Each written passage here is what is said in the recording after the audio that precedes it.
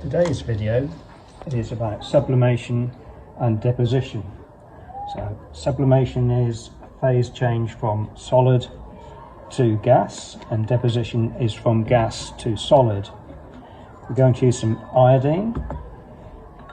I'm going to turn on a hot plate, start it warming. I'm going to put some iodine in this beaker, small amount. And we're going to produce iodine vapour.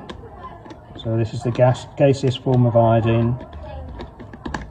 But we're going to control it by having a flask of chilled water. It's got an ice cube in there sitting on top. So iodine is sort of a greyish solid.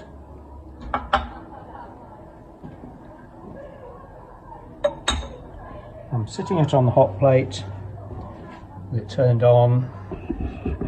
The beaker might have been slightly damp, unfortunately. Be closer. And sitting the chilled water on top. Let's put one more ice cube in there. You don't really want it too cold because you don't want any water vapour on the bottom of the flask. So the glass beaker has a spout, so any expansion can escape. But iodine vapour should deposit solid iodine on the bottom of the flask. We're just starting to get some purple fumes of iodine gas in the beaker.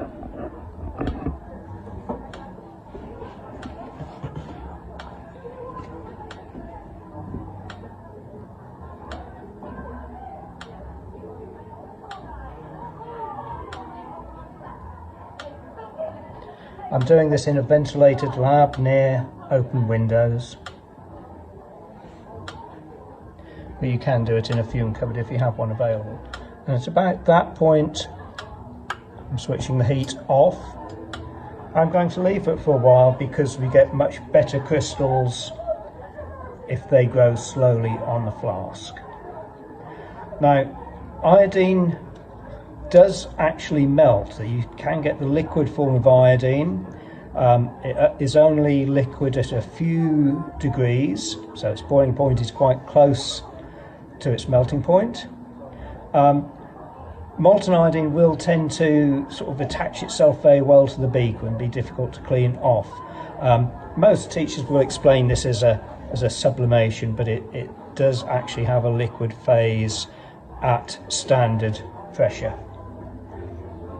We might just have a few crystals of iodine starting to form on the flask. See the darker crystals on there, getting a little bit of water vapour on there as well. But we'll leave that for a while and we'll show it to you again. So this is a phase change from solid to gas, and we're looking at the phase change, the deposition of solid crystals from the gaseous iodine.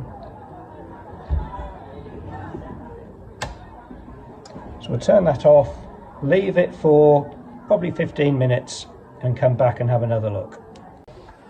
So I've only left this a few minutes. I made a mistake of not completely drying the beaker, but we can see some nice sparkly crystals of iodine forming on there.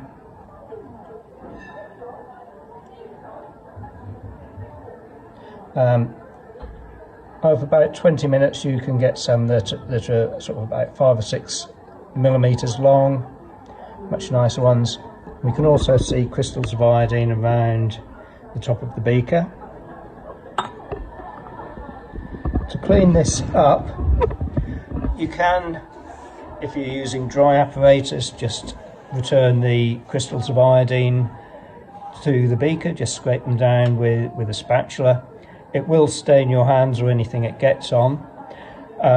Any that's left in the beaker, you can use some potassium iodide to dissolve it for use as an iodine indicator for starch in experiments to show starch.